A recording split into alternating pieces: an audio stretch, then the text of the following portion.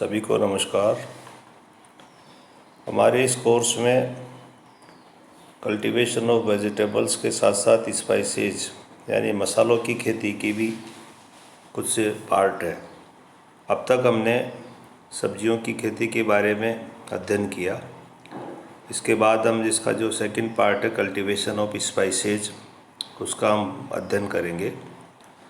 Spices के अध्ययन से पहले हमें ये पता होना चाहिए कि दो शब्द प्रयोग करते हैं हम सामान्यतः, स्पाइसेज एंड कॉन्डिमेंट्स। तो ये इनमें अंतर क्या है और ये कैसे काम करते हैं।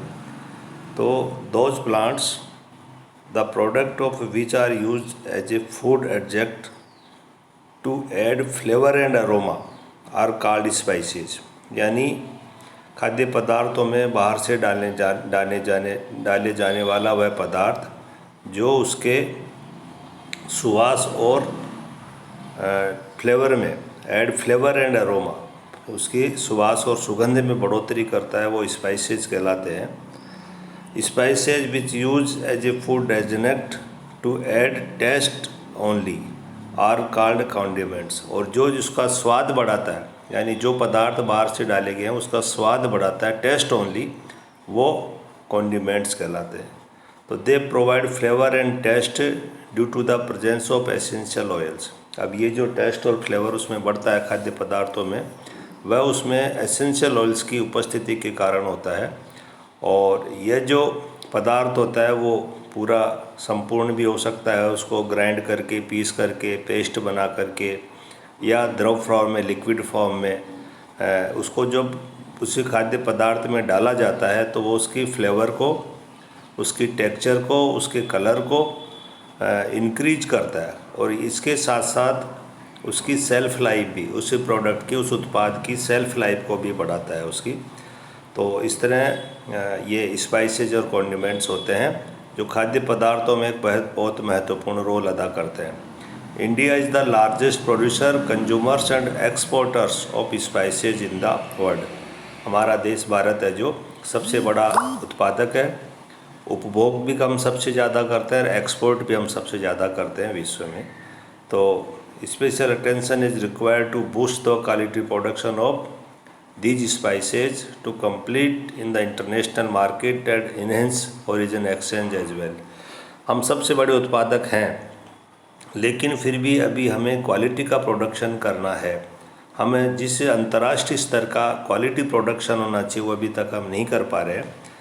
तो इसकी हमें अभी आवश्यकता है कि इन स्पाइसेस की कल्टीवेशन में हम क्वालिटी, इंटरनेशनल जो क्वालिटी ट्रेड है उसका ध्यान रखें और इन चीज़ों को, इन स्पाइसेस को उस स्तर से उगाएं। तो जो इम्पोर्टेंट स्पाइसेज है वह है coriander, cumin, fennel, fenugreek, ginger और टर्मरिक। यहाँ आप देख रहे होंगे इसको दो ग्रुप्स में बांटा है। माइनर स्पाइसेज जिसको सीड स्पाइसेज भी कहते हैं, यानी वह मसाले जिनका बीज सीड मसालों के रूप में प्रयोग किया जाता है, वो सीड स्पाइसेज या माइनर स्पाइसेज कहलाते हैं। और मेजर स्पाइसेज जिंजर और टर्मरिक, अदरक और हल्दी, कोरिएंडर धनिया, क्यूमिन जीरा, फेनल सौंफ और फेनुग्रीक मेथी। और इनके जो वानस्पतिक नाम है कोरिएंडम सैटिवम, क्यूमिनम साइमिनिनम, फोर्निक्यूलम वेलिग्यूरी और ट्राइगोनेला फोनिनियम ग्रेसिमम। और फैमिली जो इसकी अम्बलीफेरी है। और मेथी फेनुग्रीक की जो फैमिली है वो लेग्यूमिनेसी है। क्रोमोजोम नंबर इनके 22, 14, 22, 16।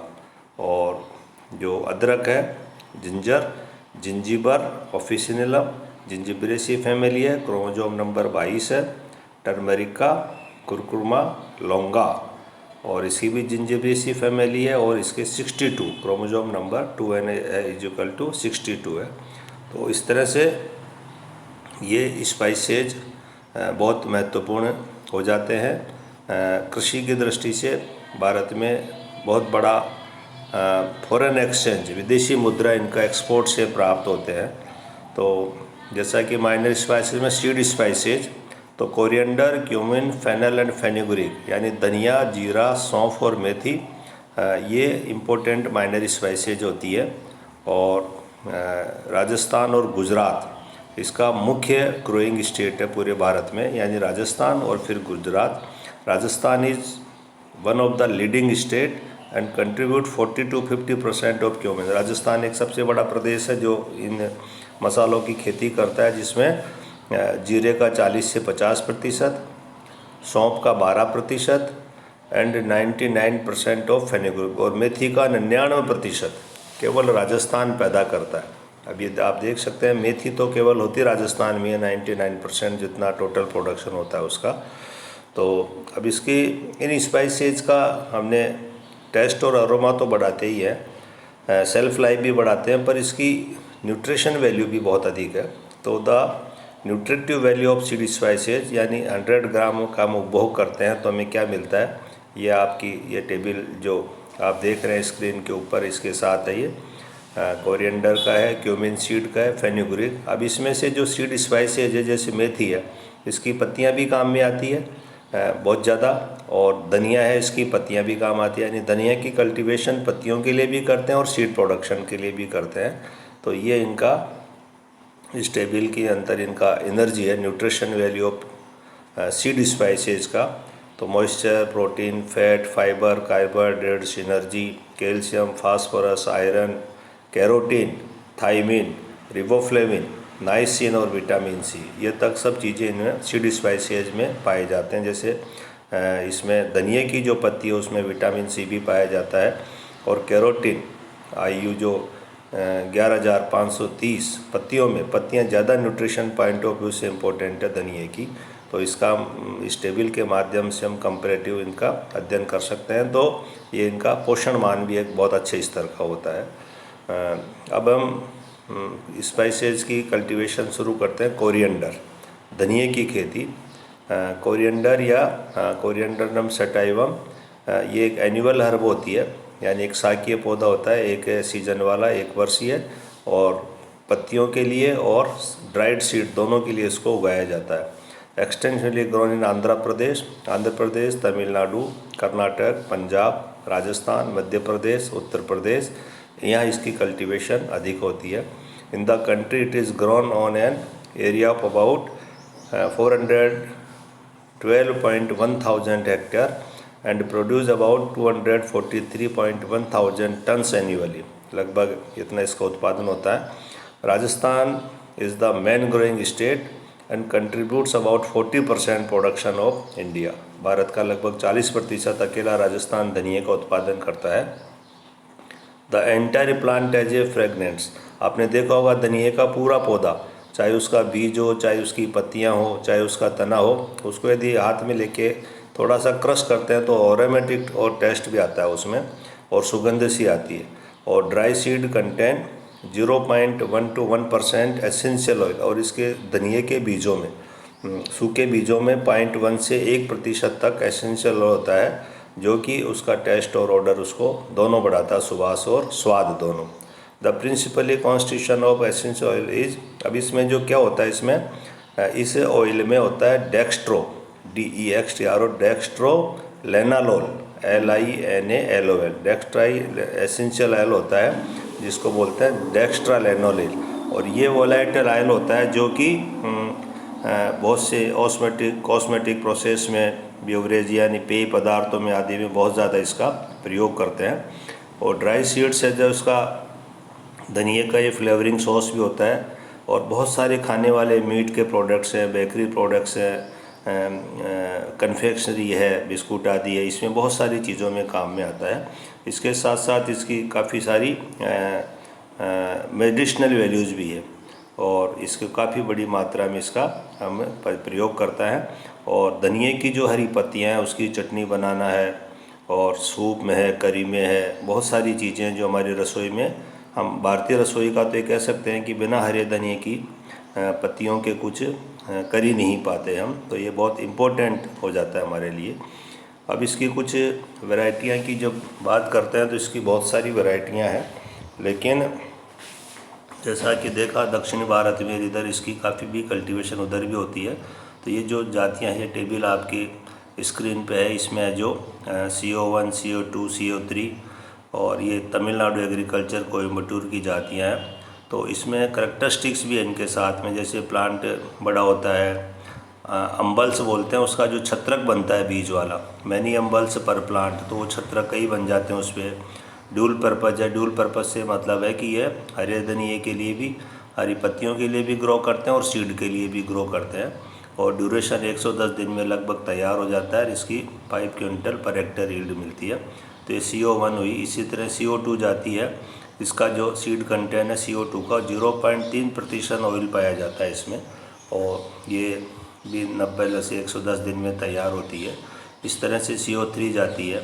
और एक जाती है राजेंद्र स्वाति, ये कैंपस देवली जो राजेंद्र एग्रीकल्चर यूनिवर्सिटी वहाँ से निकला हुआ है, और हाई यील्डिंग पोटेंशियल जाती है 12 से 14 टन। अब ये देखो, CO की जो जातियाँ थी वो 5 क्विंटल पर हेक्टर थी, लेकिन इसकी 12 से 14 क्विंटल पर हेक्टर है। और इंटरक्रॉपिंग के लिए सूटेबल है ये जाती है, 110 दिन में तैयार होती है राजेंद्र स्वाति। इसके अलावा कुछ जातियाँ हैं जो गुजरात कोरिएंडर है, गुजरात कोरिएंडर 2, ये गुजरात एग्रीकल्चर यूनिवर्सिटी जागदोन की है ये। और स्वाति एक जाति है आंध्र प्रदेश एग्रीकल्चर गुंटूर की, ये स्वाति जाती है। और साधना है, स्वाति और साधना।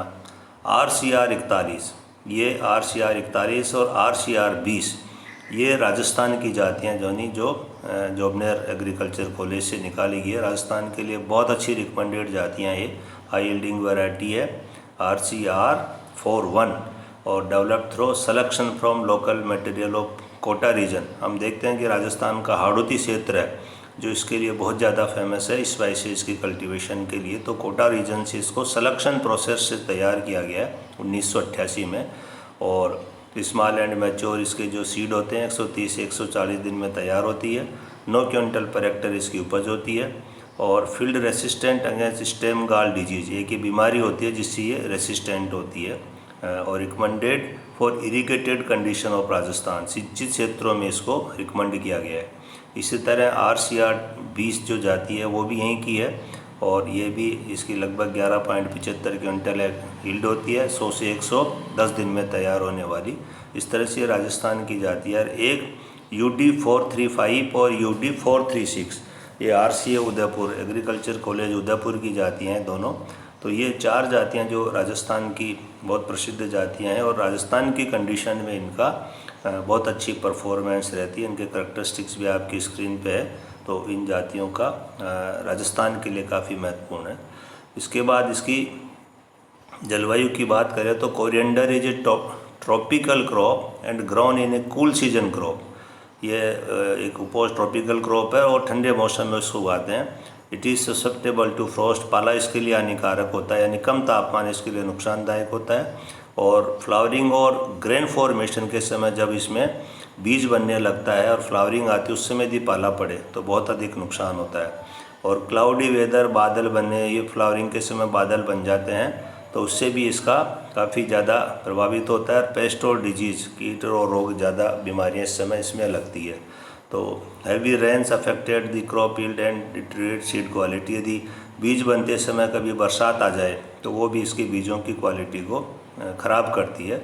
तो हल्की ठंड और dry weather during grain formation, यानी जब बीजों के बनते समय हल्की सी ठंड होनी चाहिए, सूखा मौसम इसके लिए लाभदायक होता है। तो इस तरह अच्छी क्वालिटी के बीज हमें प्राप्त होते हैं, तो इसका ये ध्यान रखा जाता है। और इसकी खेत की जो तैयारी है, ये दूसरी सब्जियों की तरह की इसकी खेती की तरह इसको तैयार करते हैं। अच्छी प्रकार से एक मिट्टी पलटने वाले हल से जुताई करेंगे, 2-3 जुताइयाँ और करके और ऑर्गेनिक मैटर मिला करके खेत को समतल करके क्यारियों में विभाजित करके इसको तैयार करते हैं। Loamy soils are most suited, दोमई मिट्टी इसके लिए ज़्यादा अच्छी होती है, लेकिन ब्लैक कॉटन और heavy soils with high retentivity of moisture is better under rain fed condition. वर्षा वाले जो क्षेत्र है जहाँ सिंचाई की सुविधा नहीं हो, वहाँ यदि ब्लैक कॉटन सॉइल होती है तो वहाँ भी इसकी खेती अच्छी हो जाती है। तो coriander is quite sensitive to saline and alkaline soils में इसकी खेती नहीं कर पाते, बहुत ज़्यादा प्रभावित होता है। तो खेत की तैयारी में वही 1 डीप प्लोइंग कर लेंगे एक, और गहरी जुताई करके और 2-3 जुताइयाँ और करके खेत को सॉइल्स को फाइन टिल्थ करके बुरबुरी बना करके और इसको अच्छा कर लेंगे ताकि बीजों का जर्मिनेशन अच्छा हो जाए। और pre sowing irrigation followed by ploughing and pricking at the right time should be made to conserve soil moisture and achieving proper compaction of the soil. Pre sowing irrigation यानी खेत को बुआई से पहले या बीज बोने से पहले यदि प्री सोइंग इरीगेशन कर दी जाए हल्की, तो वो बीजों को जर्मिनेशन में और एक ठीक रहती है आगे की फसल के लिए भी, बीजों के जमाव आदि के लिए भी। तो इस तरह से इसकी खेत की तैयारी करेंगे। इसके बाद मैन्योर्स एंड फर्टिलाइज़र है, इसमें अप्लाई 200 क्विंटल गोबर की खाद, 200 क्विंटल गोबर की खाद, इसके साथ साथ 20 किलोग्राम नाइट्रोजन, 30 किलोग्राम फास्फोरस और 20 किलोग्राम पोटास प्रति हेक्टर बेसल डोज के रूप में प्रयोग करेंगे। 20 किलोग्राम नाइट्रोजन, 30 किलोग्राम फास्फोरस और 20 किलोग्राम पोटास प्रति हेक्टर, 200 क्विंटल गोबर की खाद। ये बेसल डोज यानी शुरुआत की डोज जो खेत की तैयारी के साथ देते हैं। अंडर इरीगेटेड कंडीशन, जहाँ सिंचाई के साधन है, सिंचाई की वाली फसल है, वहाँ पर 40 kilogram nitrogen per hectare is apply into 2 equal split doses. इसके अलावा ये तो बेसल डोज हो गया 20 किलोग्राम नाइट्रोजन, इसके साथ साथ 40 किलोग्राम नाइट्रोजन इरीगेटेड कंडीशन में भी बुआई के 30 और 60 दिन बाद में टॉप ड्रेसिंग के रूप में इसको दिया जाता है। यानी को टोटल नाइट्रोजन होगी 60 किलोग्राम, 20 बेसल डोज और 40 को फिर 2 भागों में बांट कर किस तरह मैन्योर्स एंड फर्टिलाइजर्स का प्रयोग करते हैं।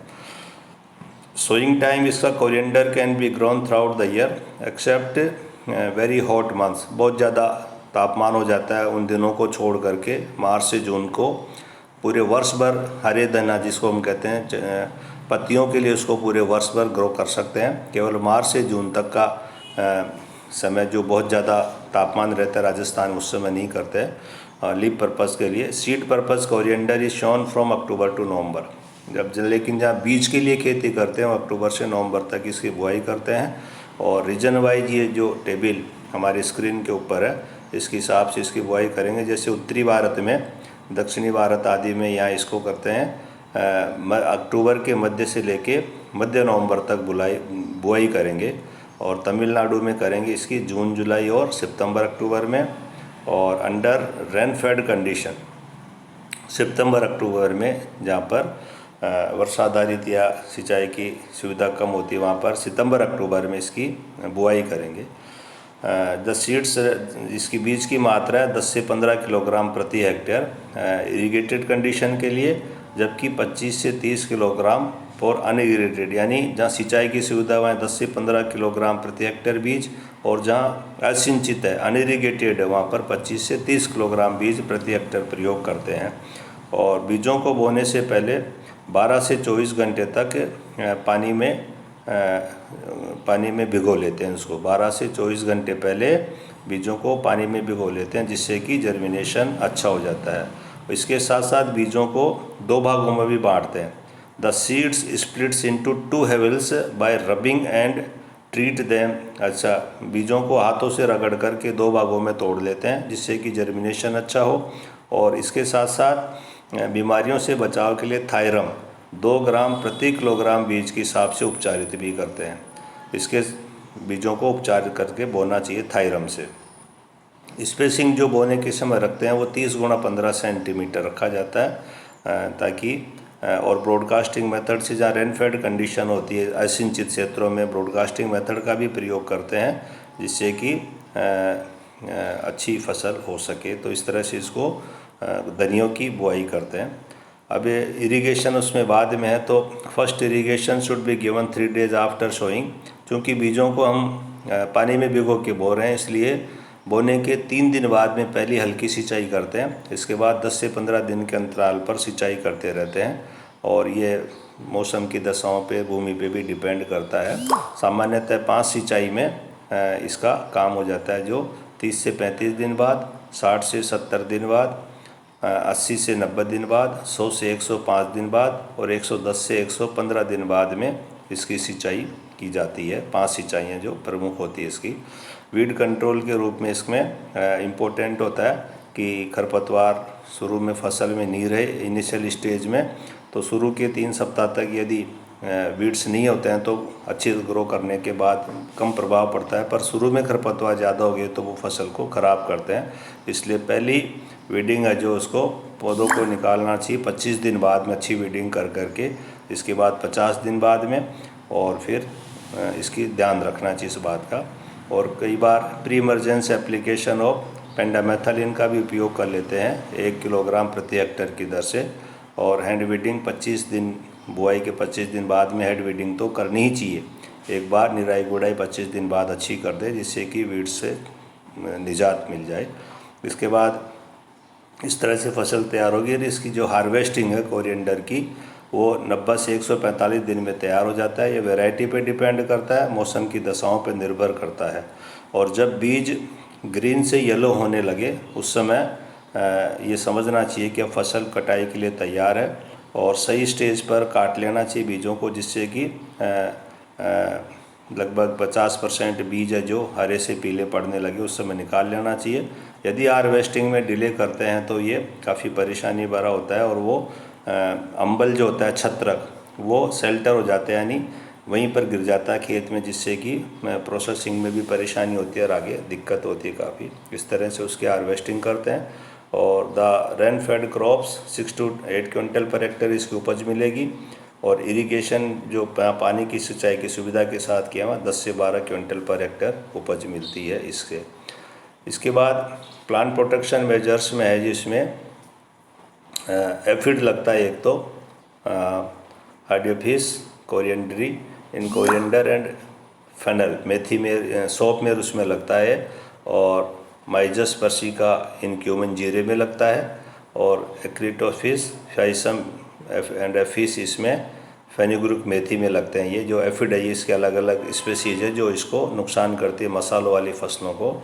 और एफिड्स की जैसी नेचर होती है कि वो सक द प्लांट के पार्ट पे बैठ के, पत्ती हो चाहे फूल हो चाहे तना हो, और उसमें कोशिका रस को पी करके पौधे को सुखा देता है, जिससे पत्तियां पीली पड़ के जड़ जाती है और पौधा मुरझा करके ख़त्म हो जाता है। और यदि उससे यील्ड भी मिलती है तो पुअर क्वालिटी की मिलती है। तो इसके स्प्रे के लिए डाइमेथोड 30 cc, मैं बार बार कहता हूँ, मैं ये कर नहीं पाया, एंडोसल्फान आजकल बंद होगी, इसका प्रयोग नहीं करते। डाइमेथोड 30 cc 0.03% या फास्फोमिडान 85 SL 0.03% या मेलाथियान, यानी डाइमेथोड, मेलाथियान या फास्फोमिडान नाम की दवा का प्रयोग करेंगे इन एफिड से बचाव के लिए। एक माइट भी इसको नुकसान करती है, ये भी सख्ता से करती है उसको, यानी कोशिका रस पी करके नुकसान करती है। तो इसके लिए भी स्प्रे 0.02% इथियोन 50 cc का इमल्सन द्रव आता है, उसका छिड़काव कर देंगे माइट्स के बचाव के लिए। Ethion, ETHION, ethion 50 cc emulsion.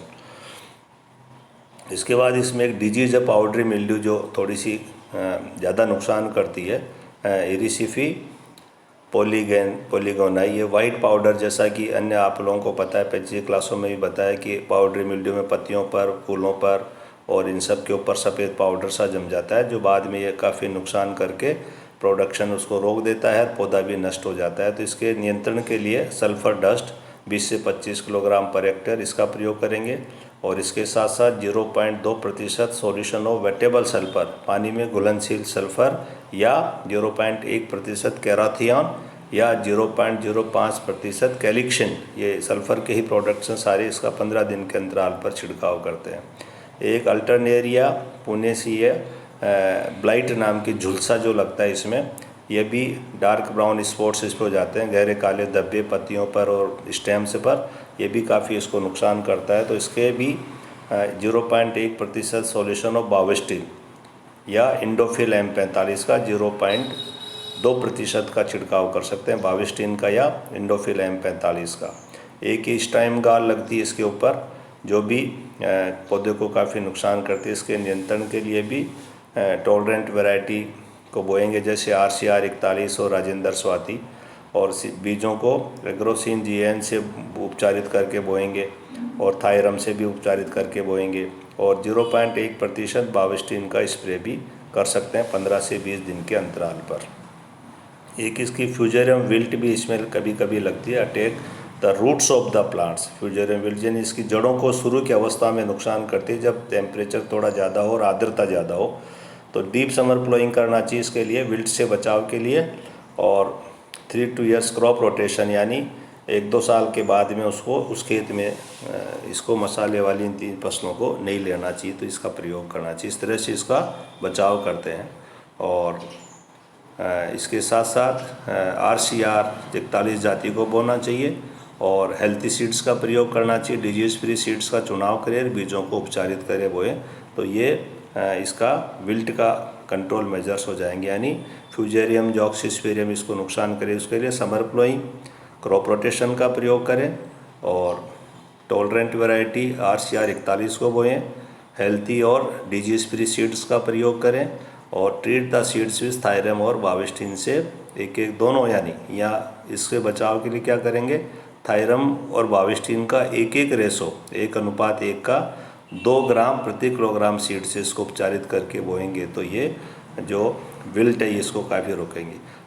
मसाले वाली फसलों में ये विल्ट हो गया, झुलसा रोग हो गया, ब्लाइट हो गया, पाउडरी मिल्डी हो गई, ये बहुत ज़्यादा नुकसान करते हैं। इसमें सौंफ में भी, धनिए में भी, जीरे में भी और मेथी में भी, तो इनके बचाव का विशेष ध्यान रखना चाहिए हमें। तो इस तरह से यदि इसकी कल्टीवेशन करेंगे तो धनिए का अधिक उत्पादन हम ले सकते हैं।